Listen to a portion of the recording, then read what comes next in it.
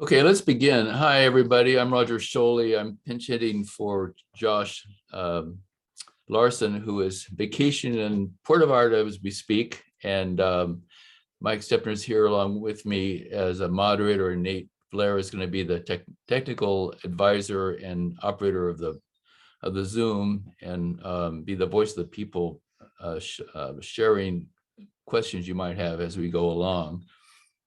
Of course, this is the Friends of San Diego Architecture monthly presentation, and we are so excited to have Jeff Graham as our speaker. I knew him when he was the head of Center City Development Corporation when I was at the UT, and then after leaving Civic San Diego, which replaced CCDC, he went on to be a senior vice president at Jones Lang LaSalle Real Estate Consultancy.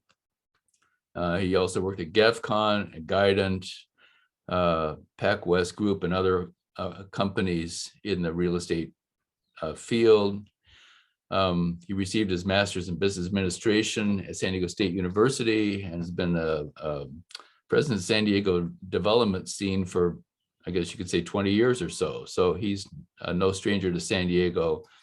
And he's now the head of real estate at UC San Diego, which he told me the other day has about $6 billion in projects underway, planned, or proposed for the next decade or more. It's an incredible to-do list, which I'm guessing just on dollar numbers is more than all the previous developments combined, if you without taking into account inflation. So just the quantity of money that's flowing from the university into that campus in all its pieces is just fantastic. So one of the biggest things going on in San Diego, it must be the biggest project list of any government entity in San Diego at the moment, as far as I can imagine.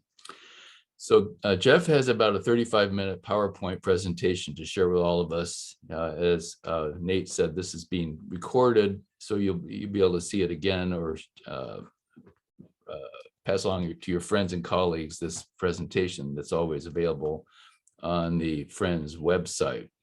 So Jeff, welcome to our organization, and sorry we can't meet with you in person, but this may be the last of our virtual meetings if we're able to gather physically next month. So thanks very much for joining us.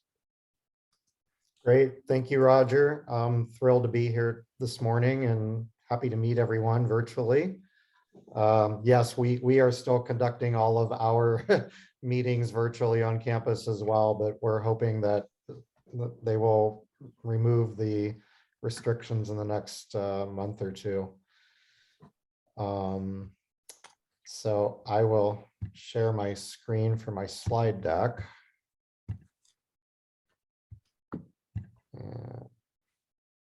Can everyone see my slide? Mm-hmm. Okay.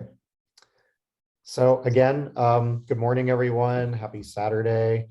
I'm Jeff Graham. I've been with the university for 6.5 years. It has been a whirlwind 6.5 years, never a dull moment, but all very, very exciting to help the university grow, become a world-class university.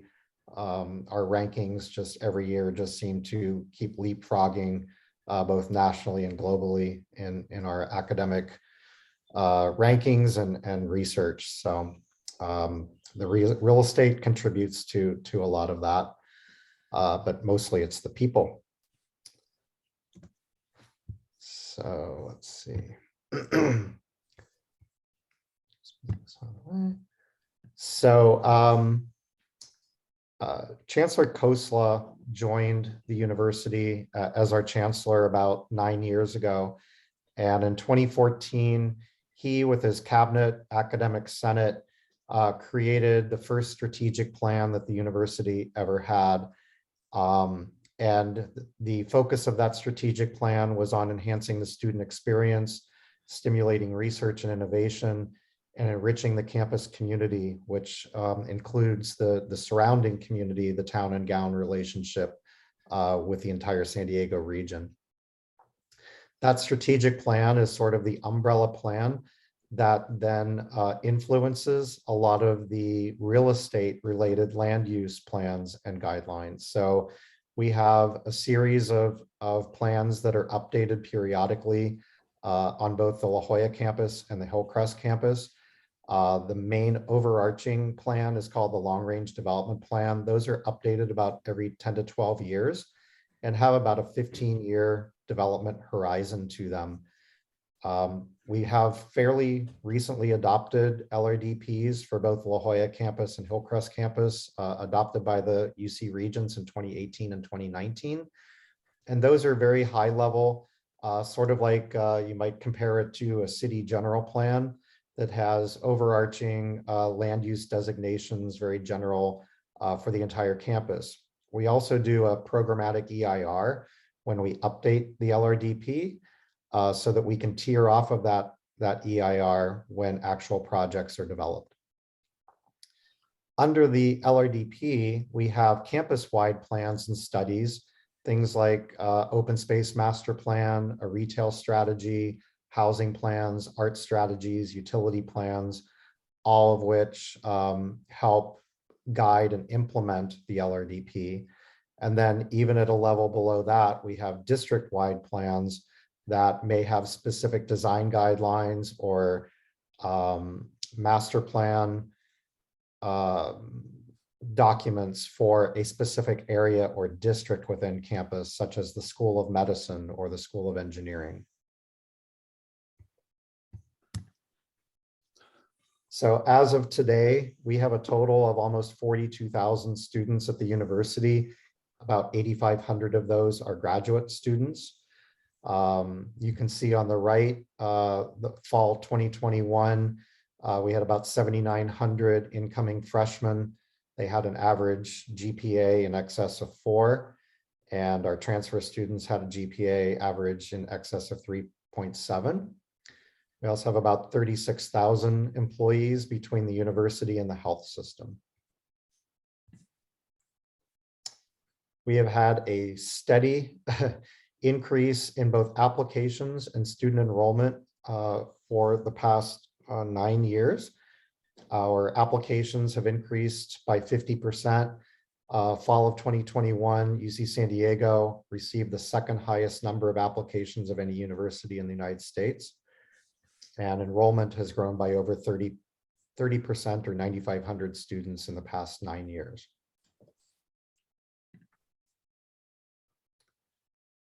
As with our student enrollment growth, so has our research funding. We are now 6th in the country as far as total research funds from the federal government, private donors, into private industry and gifts. Over 1.5 billion this past year received in research. And all of the activities on the university, both research and academic, contribute to the entire San Diego regional economy.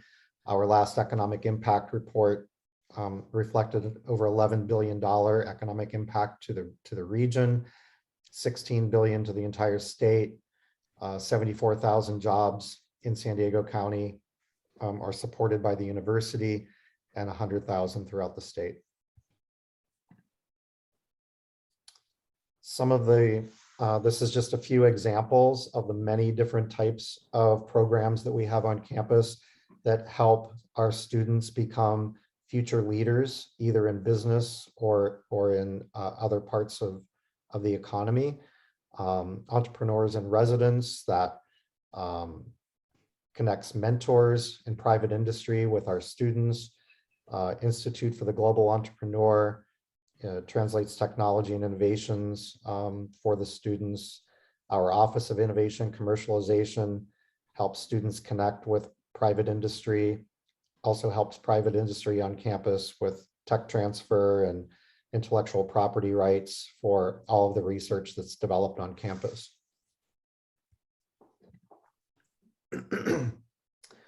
These are just a few examples of the companies that we have industry partnerships with throughout San Diego. We're number 4 in the country as far as number of startups that our university has created, and number 7 for the number of patents issued.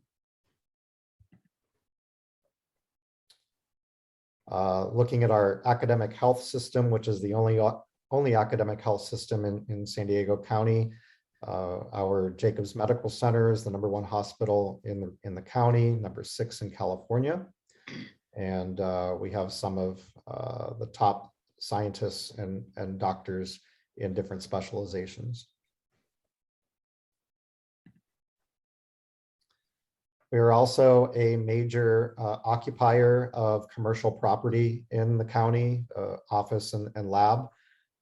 We lease as tenant about 1.2 million square feet of space off campus in privately owned buildings.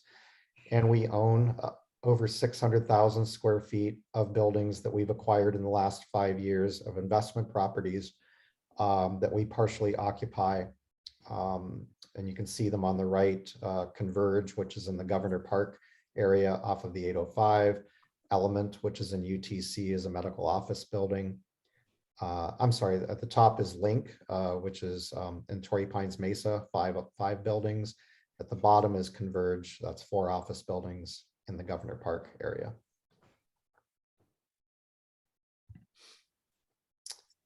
So looking at our long-range development plan that was adopted in 2018 for the La Jolla campus, as you can see, it has very general land use designations throughout the campus. It is interesting that the largest land use designation is open space preserve, which is the largest sector of that is at the far northern portion of the campus in the wooded eucalyptus tree area. If you've ever had an opportunity to walk through the trails there, it's really beautiful. There's a training center in there, obstacle course, and some other cool things you can find. The second largest category is academic, of course, followed closely by housing, and then sports and athletics, and healthcare, mixed use, research, and general administrative uses.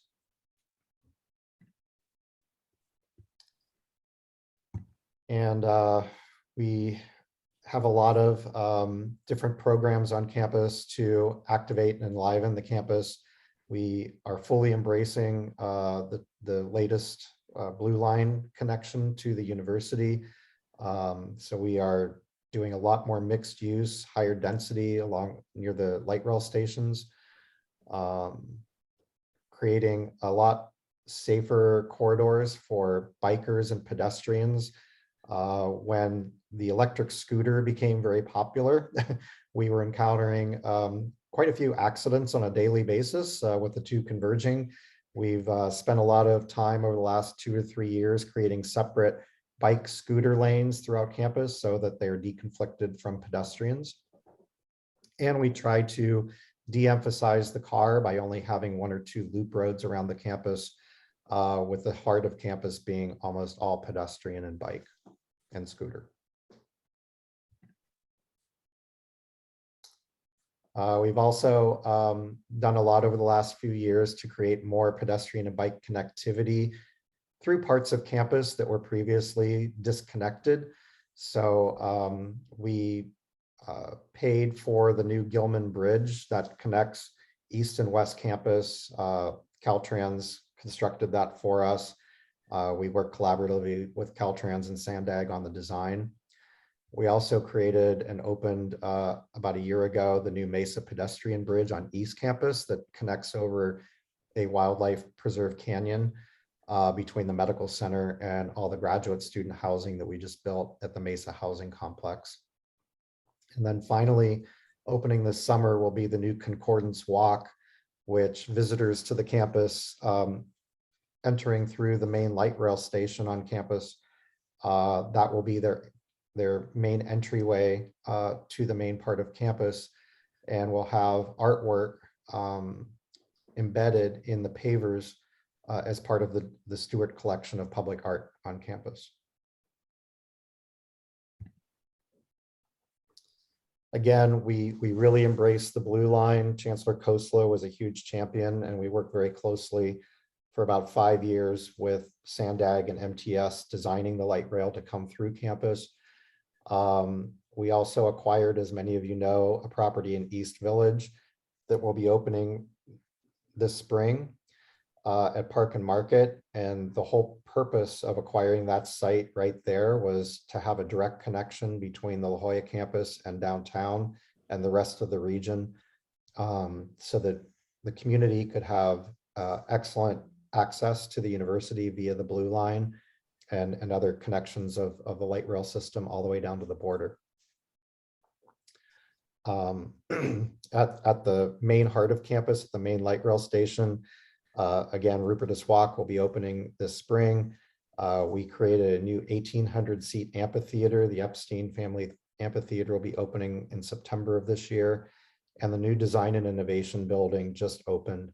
And that is part of the School of Engineering that has a lot of really creative maker space where robotics, artificial intelligence, things like that, that our students are researching can connect directly with venture capital partners and private industry to have their research commercialized and taken to market quickly.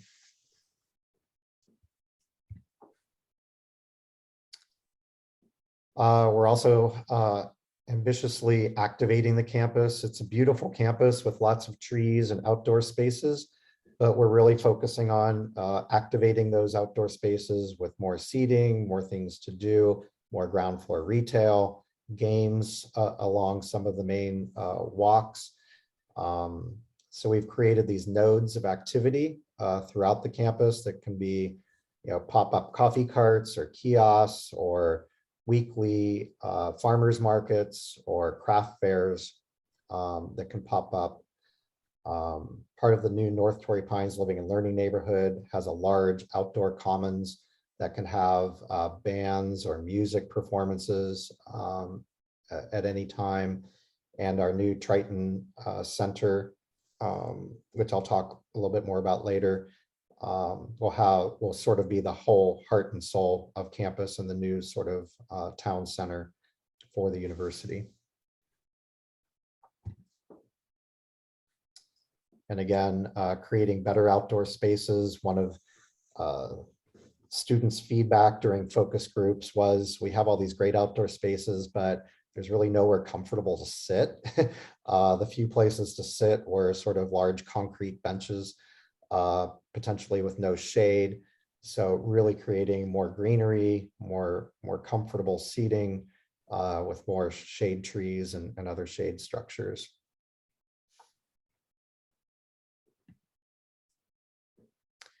And also making sure that the university is very porous so that the community can find their way in and out very easily through different gateways through the campus.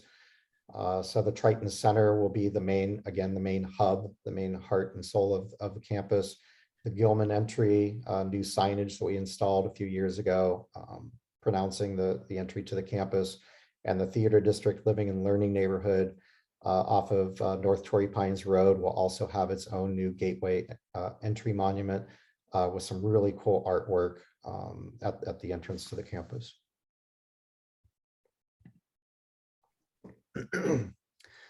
Student housing has been one of our top priorities. It's been hard to catch up because of our constant growth in student enrollment. But currently today we house about 12,500 undergrads on campus and 5,300 grad and professional students, which is about 40% of our total student enrollment today. We have 4-year housing guarantees at below market rates. But right now, because we had to decompress due to COVID, all of our triples down to doubles, we are currently only able to provide a 2-year housing guarantee to undergrads. We have about 10,000 new beds planned in planning, design, and construction over the next 10 years. That will hopefully bring us close to our goal, which is 65% of our total students living on campus. Surveys have said that about 90% of our students would like to live on campus if the housing were available, just because of the housing shortage in San Diego and the extreme cost.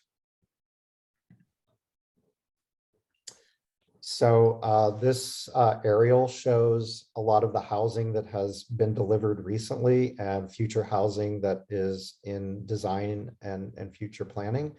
So number one here on the map on East Campus, east of the I-5, near the Jacobs Medical Center, is the Mesa Housing Complex.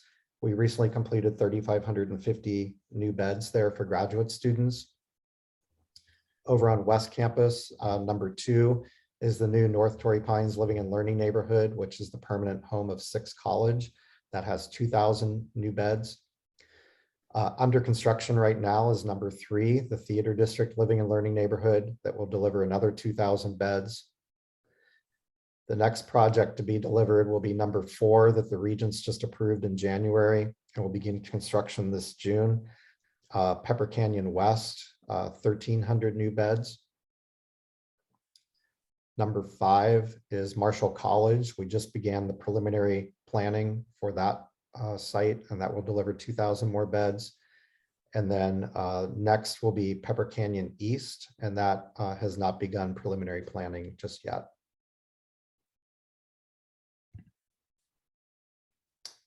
So to go through some of these housing projects individually, as I mentioned, under construction right now with a large hole in the ground and 4 large cranes is Theater District. This will be 7th College, 2,000 beds. I'm sorry, 8th College.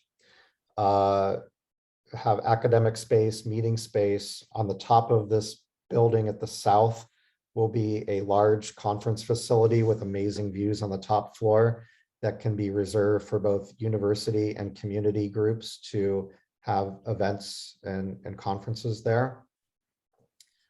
It will have an 18,000 square foot food hall on the ground floor and a 4,000 square foot signature restaurant.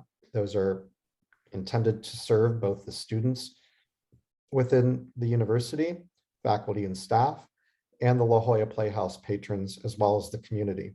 There'll be 2 levels of below grade parking.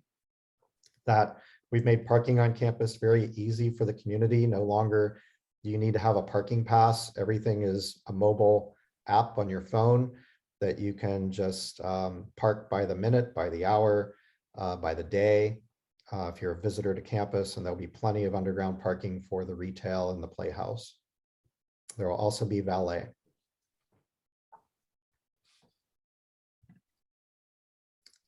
And this will be completed fall of next year.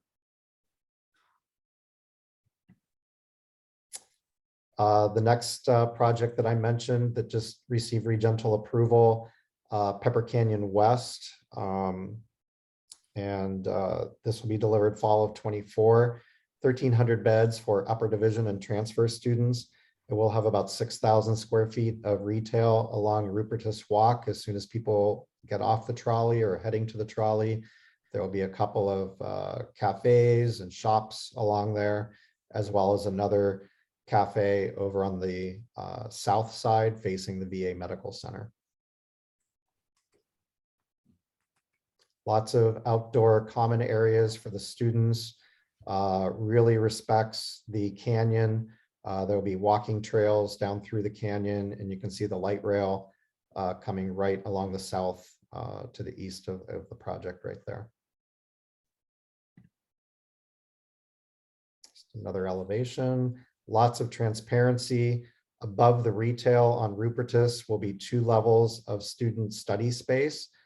Lots of activation for when the community arrives, they can see students actively studying in the spaces and grab a bite to eat to or from the trolley.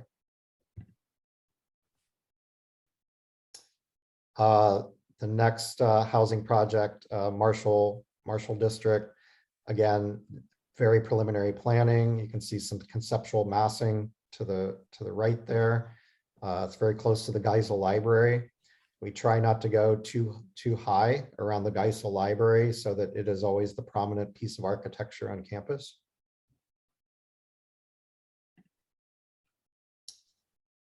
And then just a brief overview of some of the non-housing projects that are either recently completed or in construction or design. So of course, the Blue Line opened late last year. Pepper Canyon Amphitheater will be opening in September of this year, which is right off the Blue Line. So we will be having that amphitheater will be programmed constantly with events. They'll be ticketed and free. Community will be invited to attend. So very easy for the community to just take the light rail, not need a car, and just come and enjoy an event performance at the amphitheater, grab a bite to eat, and head back home. Franklin Antonio Hall, which is a new building for the School of Engineering at the far north end of campus, promontory here, will be opening in April. The Triton Center, right in the heart of campus, will be opening fall of 2025. Campus multidisciplinary building. This is in the programming stage right now. It's envisioned to be about 250,000 to 300,000 square feet. And that'll be a combination of biological sciences, health sciences, and physical sciences, all with research labs within the same building. It's modeled after a similar project at MIT. A public-private partnership project that is under construction right now is on the former Rock Bottom Brewery restaurant site at La Jolla Village Drive, number 6. That'll be complete fall of 2023. Number 7 at the far north end of campus is the partnership that we entered into with the city of San Diego for the city to build a new fire station. The university funded that at a cost of $20.5 million. And that is, we just approved the schematic design last September.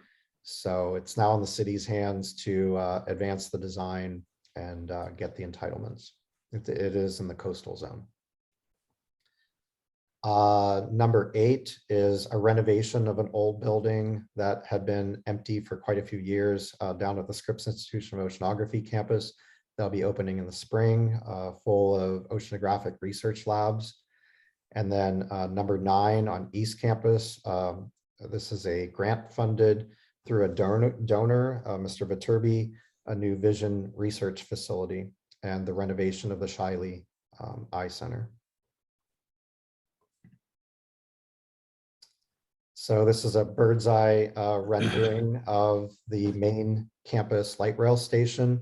You can see the new design and innovation building here that's part of the School of Engineering, right next to the existing structural materials engineering building and the 1,800-seat Epstein Amphitheater. Rupertus Walk, which will literally be a 3 to 4 minute walk right to the heart of campus to the Price Center and the Triton Center.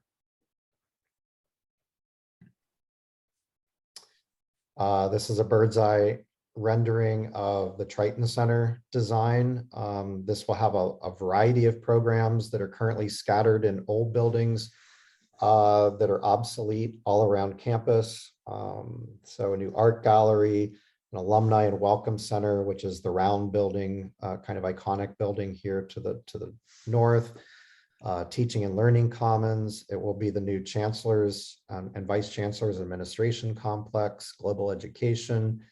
It will have about 7,000 square feet of retail on the ground floor, and student health and wellness.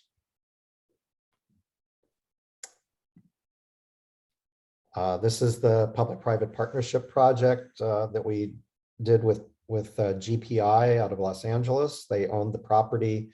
The Rock Bottom restaurant had gone bankrupt and closed.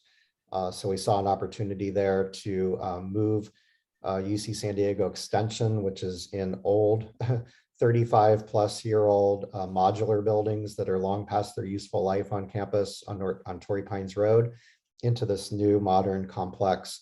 And they will be sharing the building with health sciences, mostly neurological research, dry lab. They'll be conducted in that building with 4 levels of parking. And that will be complete fall of next year. And there is a pedestrian bridge existing going across La Jolla Village Drive that connects right over to campus. We are thinking that over the years, we may, that's a city-owned bridge, we may pay to have a new, better bridge put there that's wider for both bikes and pedestrians. On East Campus, we have a 30-acre science research park. It has 2 tenants today, La Jolla Institute for Allergy and Immunology, that opened in 2019. The Center for Novel Therapeutics opened, which is cancer immunotherapy research. There's about 850,000 square feet of remaining development, and we are currently in an RFP process to select a development partner who will have the right to build out the balance of the research park. So as an example, the Center for Novel Therapeutics, this was a public-private partnership with Biomed Realty. They were selected through a competitive RFP process. Perkins and Will Architects and McCarthy Construction. Cost $88 million. Was on a 67-year ground lease. And again, it's cancer immunotherapy research. The university leased back about 1/3 of the space in the building, and the balance of the space is leased to other for-profit and nonprofit cancer immunotherapy research entities. Also has a 41,000 square foot technology accelerator that's operated by lab fellows that is fully subscribed and has 23 scientists as members that rent out benches, lab benches within the accelerator. In the basement is a 23,000 square foot shared vivarium and biorepository for all the tenants of the building to use. The atrium was designed to be collaborative space. There are also conference rooms that you can see in the rendering to the left that kind of pop out and hover over the atrium space that any of the tenants can book, and it has a ground floor cafe. As part of the agreement, Biomed was required to provide $200,000 a year for the first 5 years to fund the accelerator startup expenses.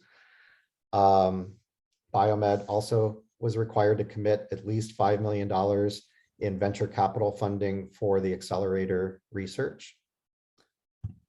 And we formed a committee between Biomed, the university, and lab fellows that determine how that $5 million in VC funding is distributed to scientists to incubate their research.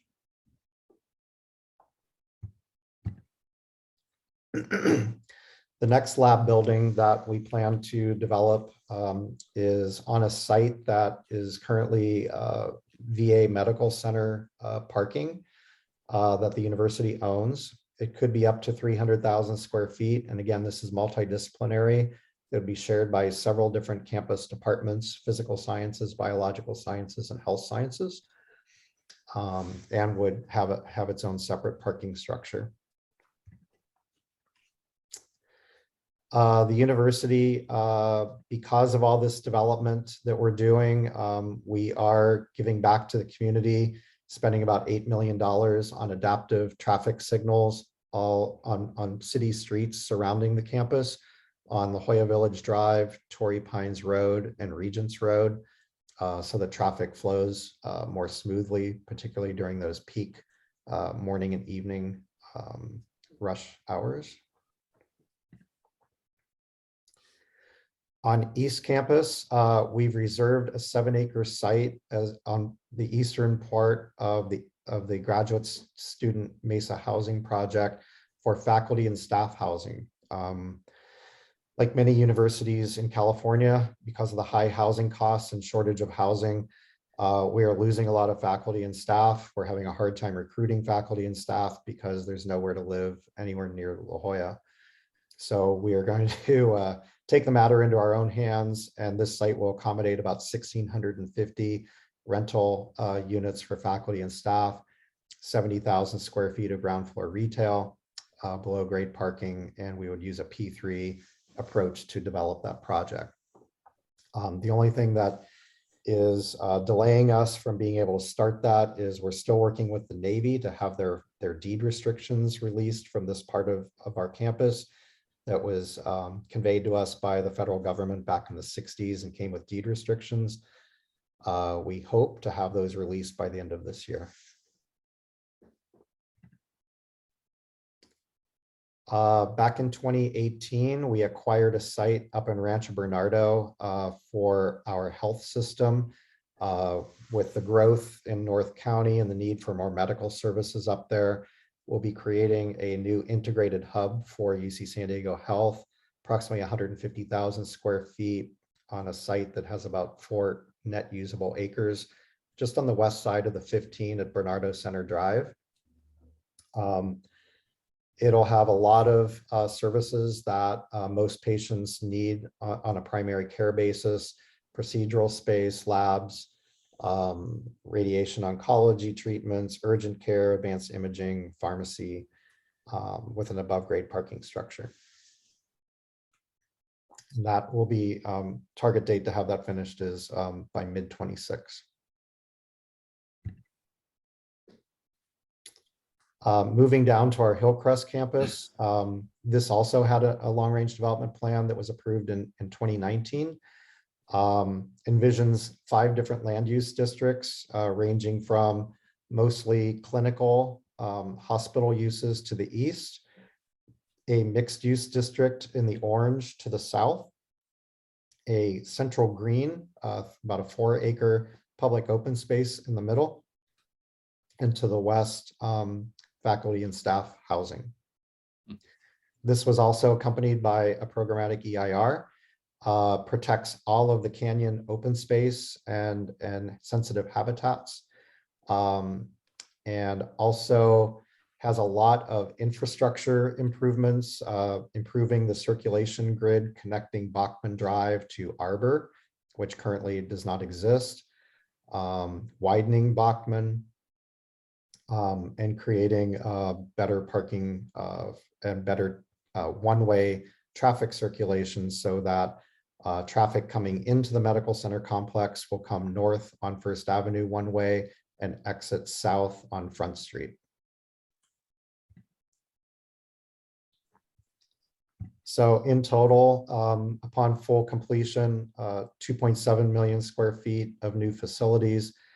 Our existing hospital, which we inherited from the county back in the 1960s, does not comply with state seismic requirements for hospitals. By 2030, we have to have a new hospital operating there or else we will be shut down.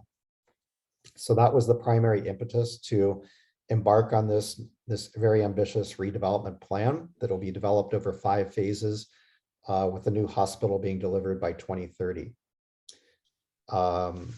We will have a wellness center that will be open to the community. We'll have a scale of costs based upon household income, faculty staff housing, rental units to the west, about 12,000 square feet of ground floor neighborhood serving retail and for the patients and the staff, brand new parking structure, and all below grade parking for the housing with low parking ratios. Since it's faculty and staff, we're hoping that most of the residents in this housing will either work at the Hillcrest Hospital or will be working at the La Jolla campus, and we will have a shuttle that will take people every 30 minutes down to the Old Town light rail station, and then they can ride the trolley right up to the La Jolla campus and go to work or school up there.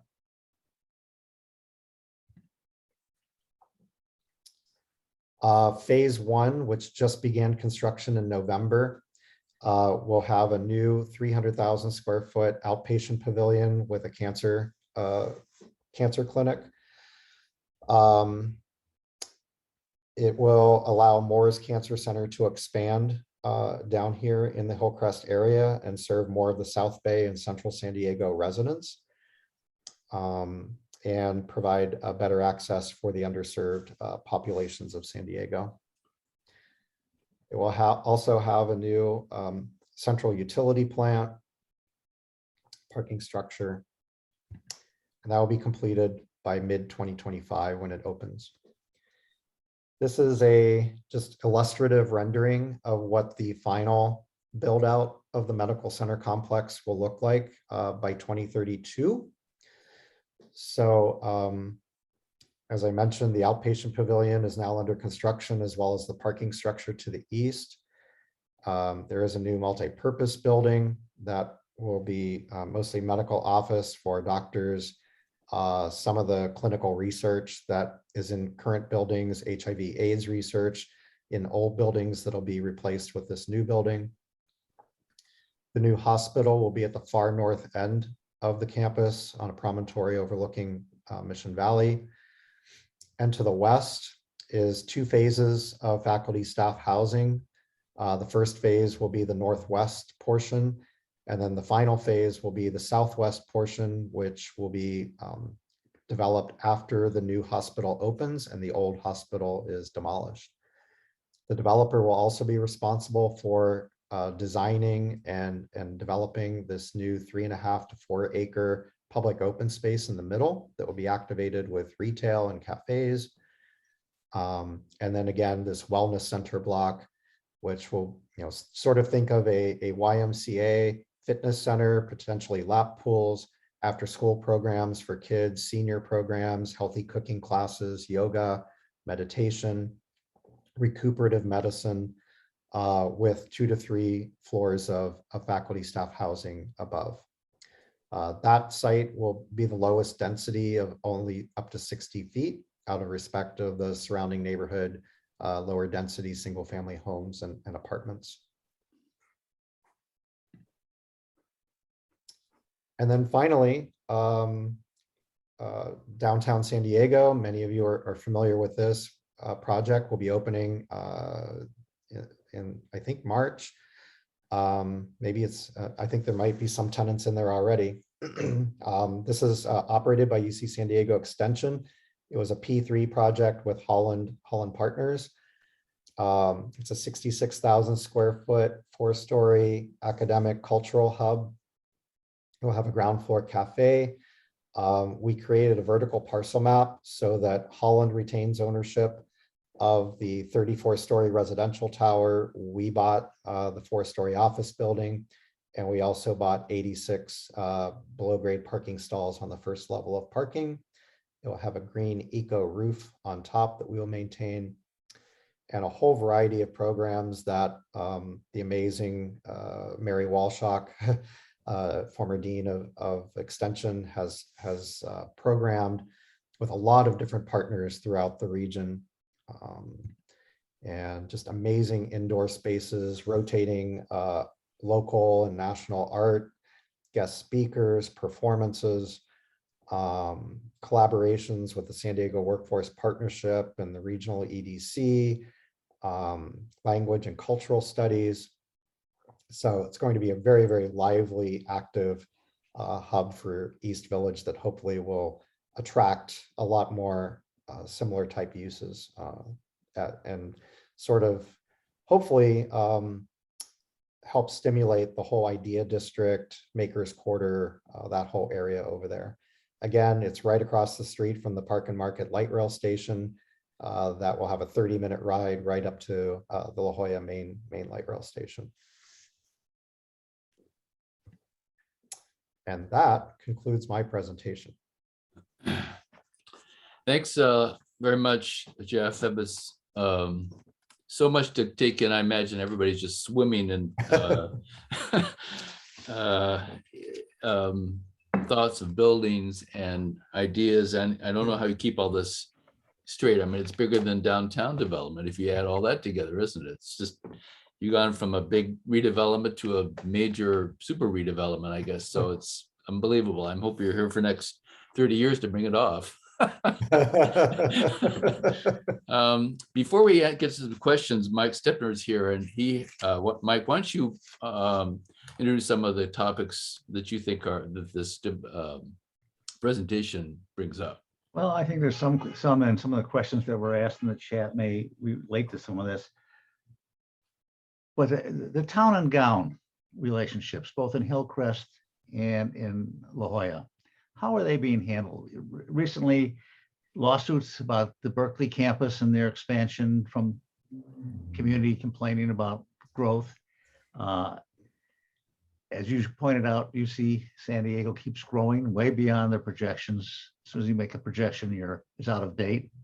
And how it ties, and you had a lot of things about entry markers, but how does it tie and fit in with the La Jolla campus and the community and Hillcrest, which is changing? And then you have in Hillcrest, in addition to what you've shown, you have right next door to you the Scripps Mercy expansion plan to really create the medical center that is going to be one of the largest around. And then the growing Hillcrest community, and how have you looked at how all that fits together? And you showed a link into the campus in Hillcrest from First Avenue, but how do the other links work? And just a little bit more about town and gown relationships. And that, again, some of the questions that you asked. And then I'll just throw out, you talked a lot about housing. Somebody asked about the Munger project up in Santa Barbara, the box with the cells in it, the mini storage on steroids for students. And how, the university says it's doing it because the money's there, but is your housing going to be different than that? Or how are you looking at some of that campus housing?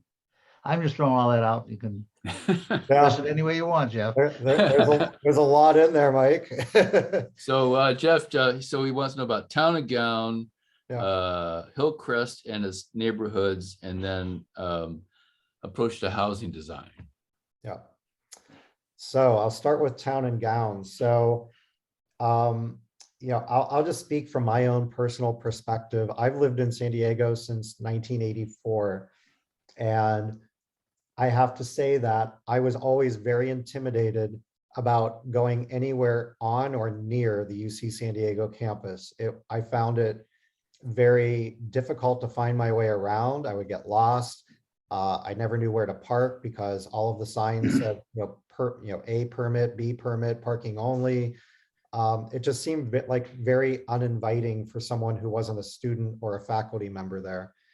So what we've been trying to do is to break down all of those barriers and make the campus far more inviting for the community. So number one, it is our hope that with the light rail main trolley stop being right at Pepper Canyon, that a lot of people who found the campus intimidating, hard to get to, don't have cars, will just, on a Saturday or Sunday, just ride the light rail up and just explore the campus and wander around.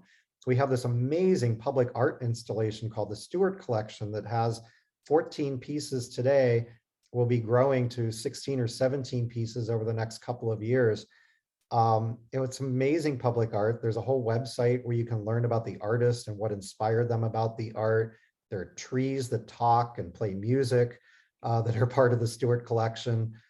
In my background here, I've got Fallen Star, which is on top of the structural materials building at School of Engineering, that has tours when COVID restrictions are lifted.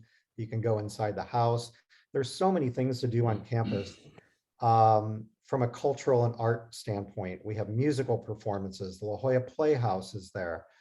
In addition to that, one of my goals over the last few years, after we created a retail strategy in 2018, was to attract far better quality restaurants on campus. No more Burger Kings, no more Panda Expresses. Our students said that they wouldn't be caught dead standing in the Panda Express line.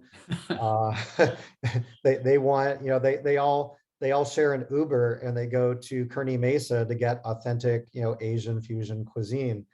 So we're bringing all of those restaurateurs that the students love to campus. So we've got Tahini opening in 2 months at North Torrey Pines Living and Learning Neighborhood. We've got Showa Ramen. We've got Copa Vita Coffee. I'm forgetting some of the other ones. We've got, Arsalan with Consortium Holdings has Soda and Swine on campus that he recently reprogrammed as Uncle Italian.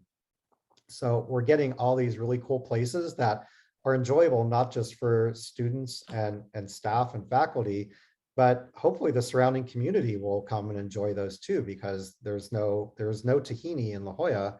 You have to go all the way to Claremont Mesa to get it. It was one of the top ranked Yelp restaurants in the country. So things like that, making parking easier, using the easy downloadable app to park by the minute or by the hour on campus, getting rid of all the permit parking and restricted parking, better wayfinding. We're installing digital kiosks throughout campus so that if you're biking or walking around campus, you can look at the digital kiosk, tap where you want to go, and it'll show you the route to get there. And yeah, Mike, you had mentioned Berkeley, the city and the community suing them. I don't know the specifics about that project. I know that it was very controversial. It involved the demolition of some affordable or low income housing to make way for a new research facility. So the community was very upset about that. Thus far, we've been able to do virtually all of our growth on our 1,100 acres that we own without having to go out and buy property in the community and destroy anything or displace anything. So we did for Theater District, Living and Learning Neighborhood, there was litigation from some of the community members about the height of the buildings. That litigation was settled. We're not blocking anyone's views. we are, we're on the east side of Torrey Pines Road. That's kind of what we're doing. We funded a $20 million fire station for the community. We're spending $8 million on smart signals on all the city streets surrounding our campus. We try to, with the Gilman Bridge, we try to build more connectivity on our campus so that we're not creating more traffic on city streets surrounding the campus, that once people are on campus, they stay on campus. So that's sort of what we're doing in La Jolla. In Hillcrest, it is a medical center that has, the only level 1 trauma center in the city, the only burn unit. Health did do a study through an independent consultant that showed that there is a huge demand in that area for more healthcare services, even with the Scripps renovation and expansion that they're doing. So it's the population growth and the underserved areas of South Bay really need those services there. So that was sort of the driver for our vision. Again, building more faculty staff housing on our land, freeing up the community, creating more housing inventory, we think is the smart thing to do, so that our faculty and staff aren't commuting from East County and Temecula to find a place that's affordable to live. They can live right on our campus and maybe not even have to have a car. And so, yeah, and reconfiguring the street grid in Hillcrest so that it's an easy in, easy out. Right now, it's very circuitous, having to make like a couple of jogs and left turns and right turns, trying to figure out how to get to our medical center. This will be much easier to go straight into the parking structure, park, and then go to your doctor's appointment or visit someone who's a patient at the hospital. On Bachman, we'll be installing bike lanes, wider sidewalks, trying to create as many different micro mobility options as possible. We've had talks with MTS about creating more bus routes to the medical center. And again, we will also have a shuttle that will be taking people to the Old Town Trolley Station every 30 minutes so that they can hop on the trolley and get to where they need to go. Jeff, let's get to a couple of the questions. Nate, do you want to give Jeff a couple of ones that look interesting to you? So one question is there, as part of bringing people onto the campus, is there any plans for an art museum? And then how does the campus, especially the UC San Diego campus, connect to North County, or do you have any plans to connect it eventually there? Funny that someone asked the question about the art museum. I have heard in meetings with the chancellor that there are discussions about a potential art museum somewhere on campus. I don't know the location or how far those talks have evolved. I don't know if there's a donor involved or not, but usually that's what it takes to create an art museum is a donor. We usually don't want to use our debt capacity for something like that. But I have heard that that is in the works. North County, that is really a challenge, I'll tell you. It's, the closest rail station is Sereno Valley. And then there's really no good connection up to campus from there, or even to UTC or the light rail. So I'm hoping that that's something that Sandag is working on in their next plans. It can be funded soon, but everyone in North County has to pretty much drive down to campus right now. Another question is, what can the campus do to make La Jolla Village more attractive to the students? La Jolla Village, the road?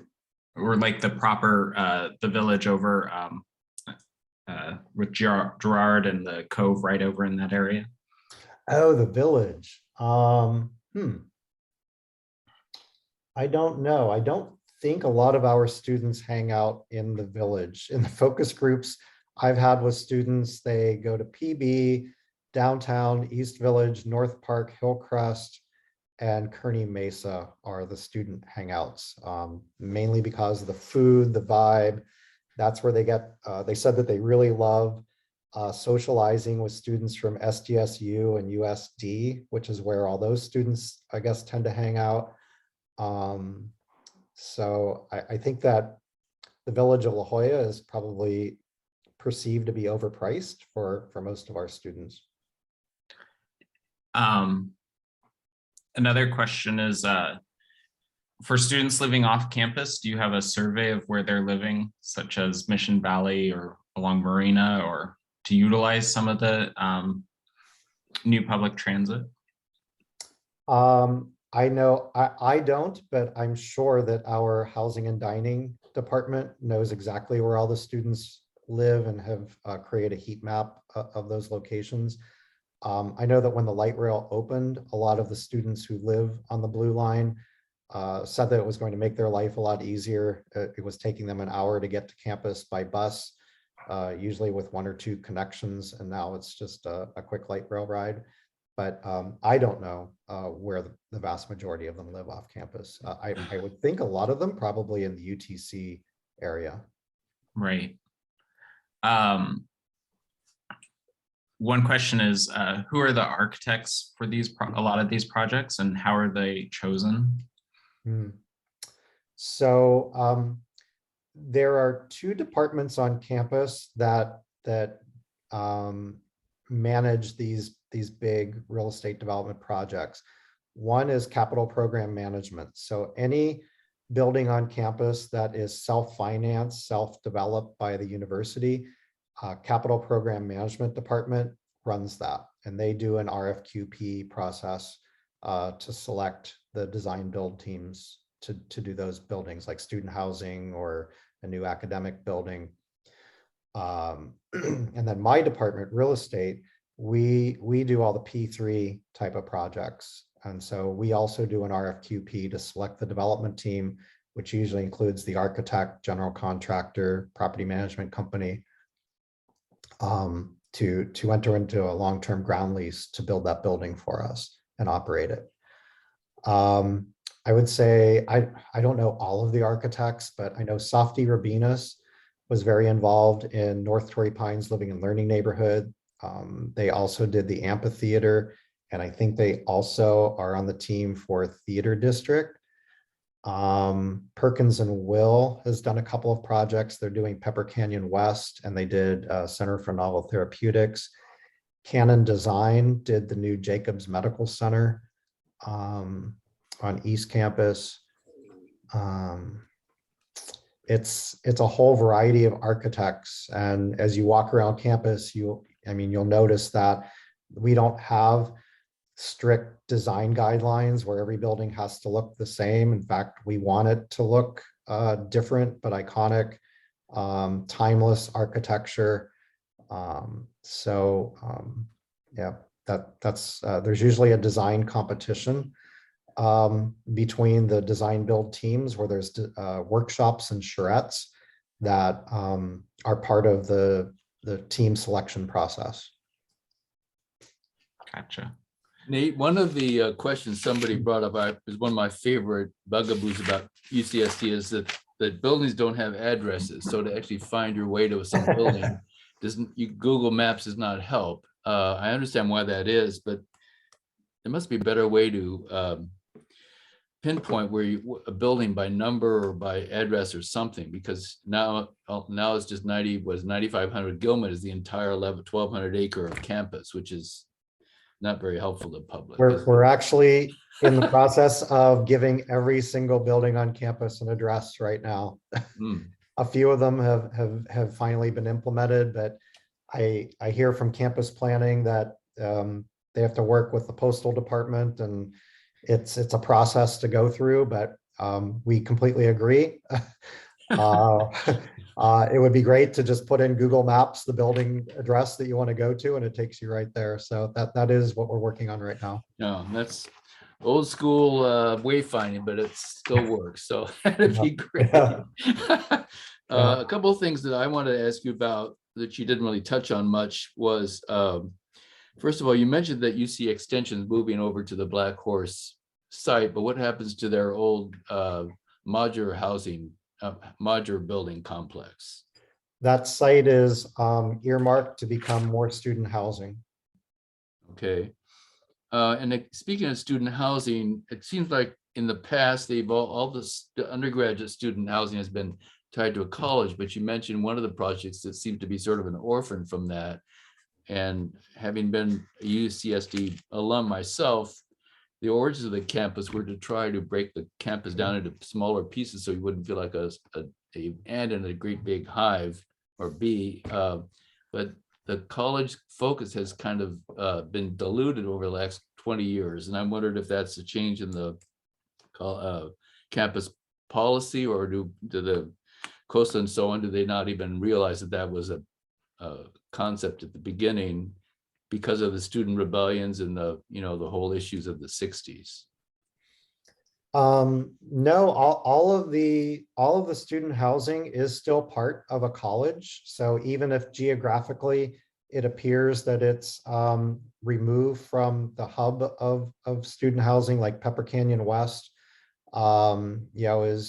is over by the trolley station, that will be part of one of the colleges. So, but you are right in that enrollment growth kept growing while we still had the same number of colleges, which was 6. And the chancellor's goal is for no college to be more than 4,000 students, to always create that sense of community within a college. And we were at a stage, or we are at a stage where some of our colleges were at 4,800, almost 5,000 students. So with the creation of 7th College and 8th College, we'll be back down to less than 4,000 students per college once Theater District comes online next year. Okay, another topic I'd like to ask about is the future of Black Horse Farms, because that was a lease to housing development. And a few years ago, there was a concern by residents who bought into that their leases will expire. And what will the campus do? Is it a 66-year lease or something? So what do you know about that? Yeah, that deal was done back in the 80s. It was a prepaid ground lease to a developer to build that housing. And there's about 30 years left on the ground lease. Maybe it's 29 now. Over the last few years, the residents and homeowners have been asking the university to extend the ground lease because buyers are having a hard time getting 30-year mortgages. The university and the chancellor have declined any extensions. We need that land back in 30 years to prioritize the growth of the campus. And so that all of those homes will revert back to the university at the end of the ground lease in 30 years. It reminds me of De Anza Cove. in Mission Well, Bay. What you happened to know, that? every single one of the documents that those homeowners signed had in big bold print that this is a ground lease, and there's no guarantee that the ground lease will be extended. So it was all disclosed, and they were all made aware, and their lenders were made aware. So it's a bit of amnesia. You haven't really talked much about the financing of this $6 billion in development. Can you give us not a lot of in the weeds stuff, but generally, how do you pay for all these projects? Yeah, so if it's a project that is self-financed by the university, every campus has a certain amount of debt capacity that the Office of the President calculates on an annual basis. That debt capacity is based upon the university's current and projected annual revenues. And then once or twice a year, the UC system does system-wide revenue bonds that they sell that are usually tax-exempt bonds. And each campus puts on the list which projects they want funded with the next issuance of revenue bonds. And usually we build a building for cash. And then once it's up and operating, we apply the system-wide revenue bonds to it, and we get reimbursed. The campus gets reimbursed for the cash that it spent building it. Same thing if we buy a piece of property, buy an office building, same thing. We put a system-wide revenue bond on it most of the time. And then some of the projects that I showed you are P3 projects, and those are all financed by the developer. So those do not impact our debt capacity or our balance sheet at all. And then we receive ground lease is residential also revenue bonds that way, or is that done differently? They are revenue bonds. The student housing has a separate set of revenue bonds called auxiliary. That's an auxiliary operation like transportation and parking, but those are also system-wide revenue bonds. You also said that you had to downsize the occupancy of the student housing for COVID. Are you going back up to the 3 per bedroom soon, or what are you planning to do to reverse that? That's a good question. I have not heard anything from Housing and Dining as to what their plans are about putting those back to triples. The units that were triples were never intended to be triples. They weren't designed to be triples. So it may be that they just are going to, leave it the way it is and not compress them again.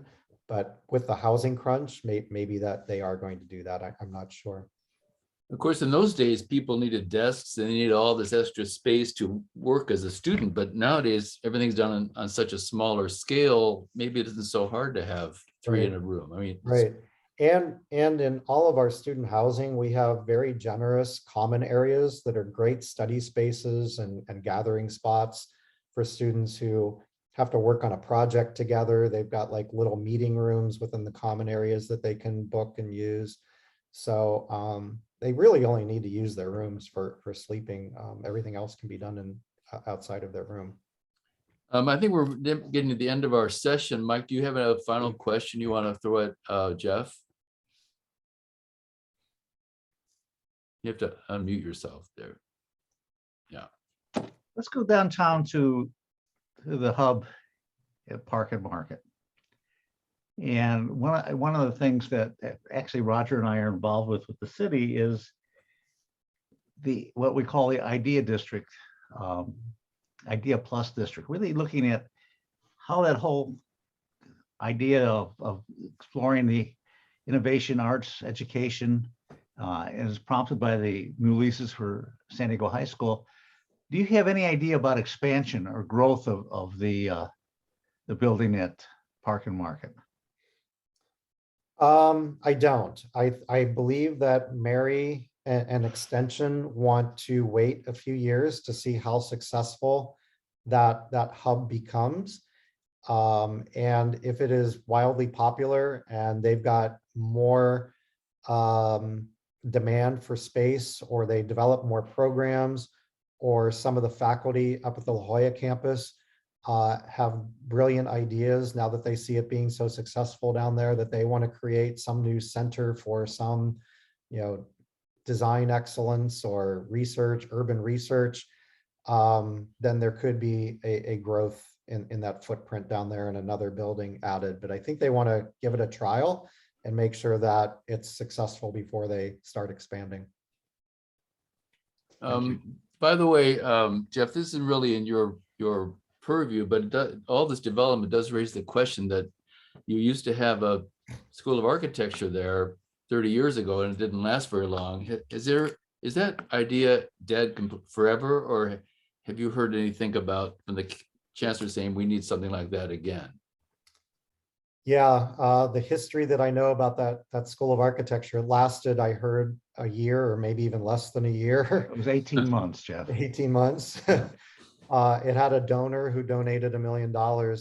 Usually to create a new school, like our recently created new School of Public Health, it requires a donor who donates a significant amount of money to get the school up and running. So if there were a donor who came along with that type of an endowment to create a new School of Architecture, I think it might be considered. I've also heard from the community that there's a desperate need for more veterinary schools on the West Coast, that vets or aspiring vets have to literally go to universities in other countries because there aren't enough vet schools in the United States. So UC Davis has a veterinary school. They're currently, they do have a presence in San Diego, 10,000 square foot research facility. So I know that there were talks years ago about us potentially creating a vet school. Again, I think it would require a donor to get something like that started. Well, I considering the number of dogs outnumbers the number of children downtown, I think downtown would be a great place to put the Veterans Hospital. And the same thing goes for a law school. That's been a discussion for many years and has never gone anywhere. So both the future of new School of Architecture, for example, or vets or law schools, all those things are not present in San Diego. So that would be interesting. Well, let's see. I thank you so much, Jeff, for joining us today. This has been more than amazing, and it's hard to take it all in. I'm just surprised that you can keep your head straight with all these $6 billion in projects and more coming. So hats off to you. I think your work at CCDC must have prepared you for even a bigger challenge on this one.